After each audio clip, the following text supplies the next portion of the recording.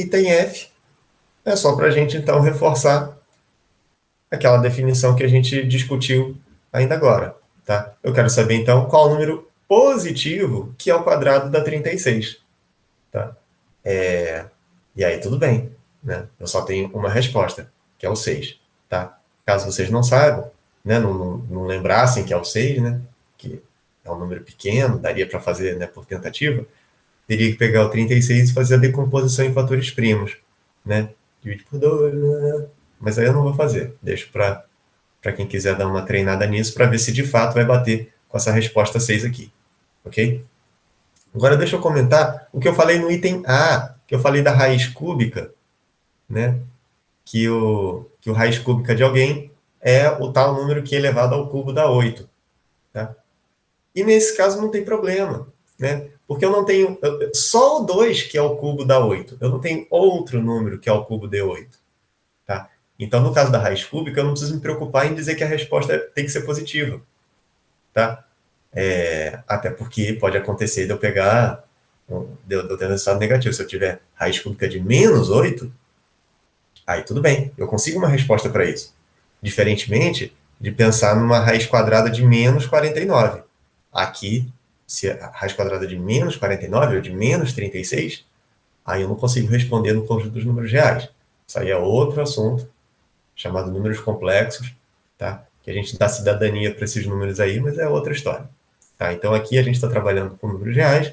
Tá? Então a raiz cúbica não precisa desse tipo de restrição, de que o resultado seja positivo. Tá? Na verdade, nenhuma raiz de índice ímpar tem essa restrição, pode ser raiz quinta, raiz sétima, raiz nona.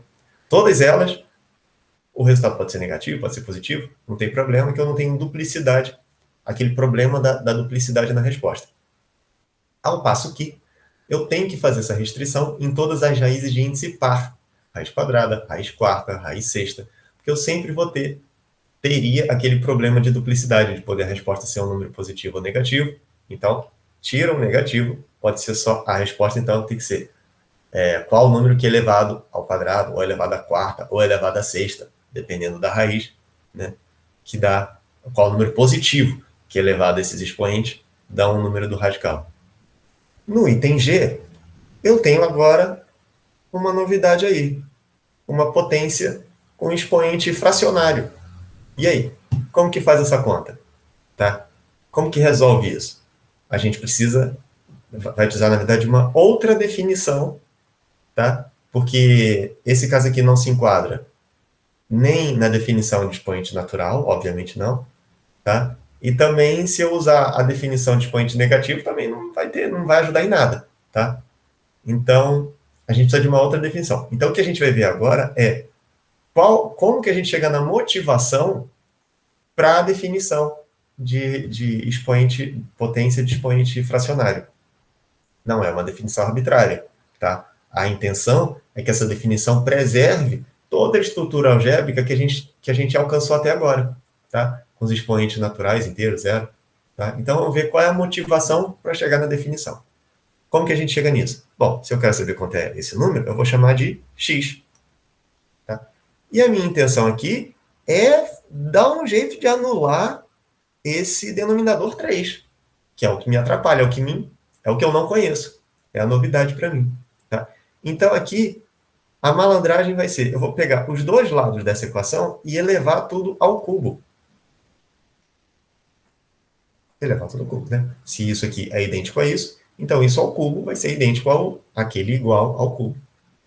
Tá, por que eu estou fazendo isso? Deixa eu inverter aqui o lado, vai ficar x ao cubo, igual.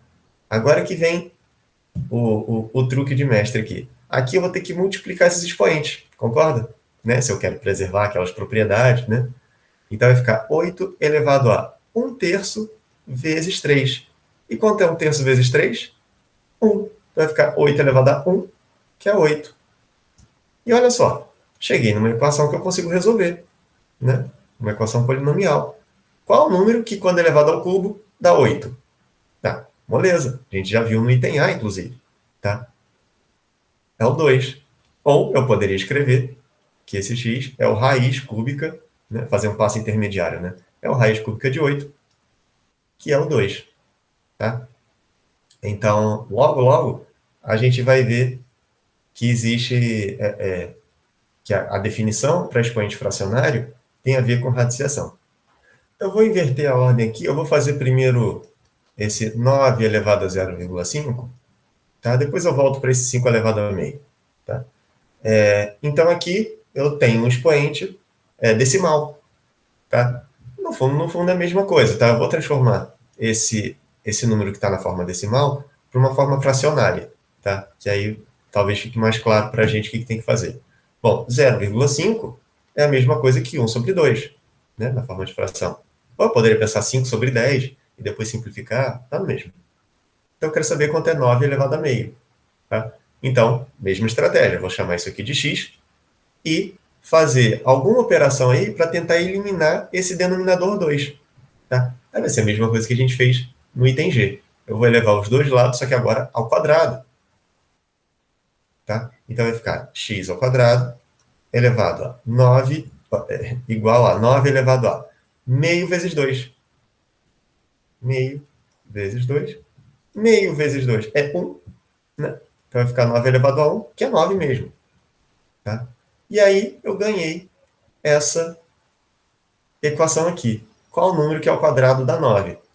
Só que agora o negócio é sutil. Porque olha só.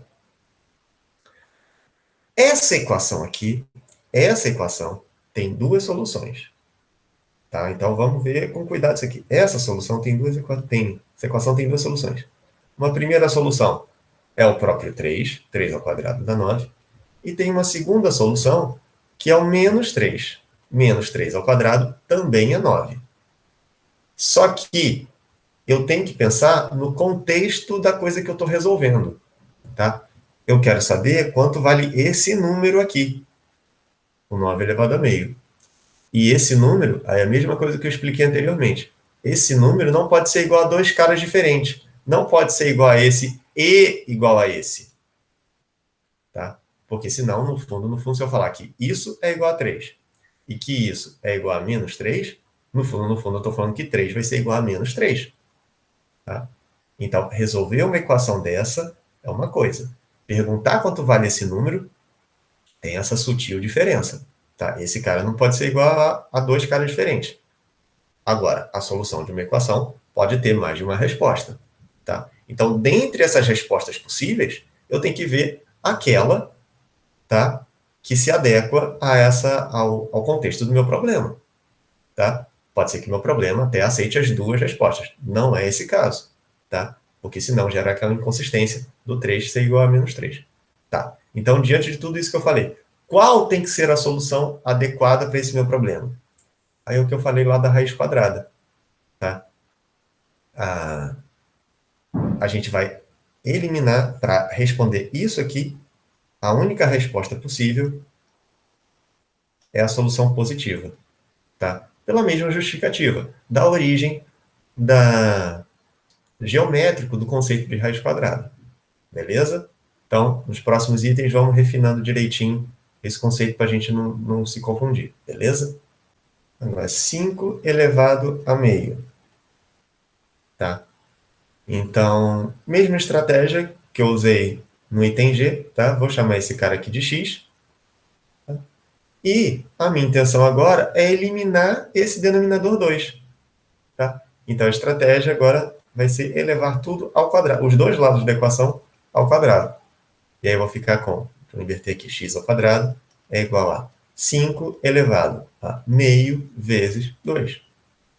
Bom, meio vezes 2 é 1, né? Então isso aqui vai dar 5 elevado a 1, que é 5. Tá? E aí, olha aqui, x ao quadrado é igual a 5. E aí, qual a solução disso? A solução dessa equação aqui, eu posso ter duas soluções. Ou o raiz quadrada de 5, ou o menos raiz quadrada de 5. Né? Menos raiz quadrada de 5 ao quadrado também é 5. Então, essa equação tem duas soluções. Eu tenho que ver tem que ver qual solução, né, se adequa à pergunta da questão. A pergunta é essa aqui, quanto vale esse número?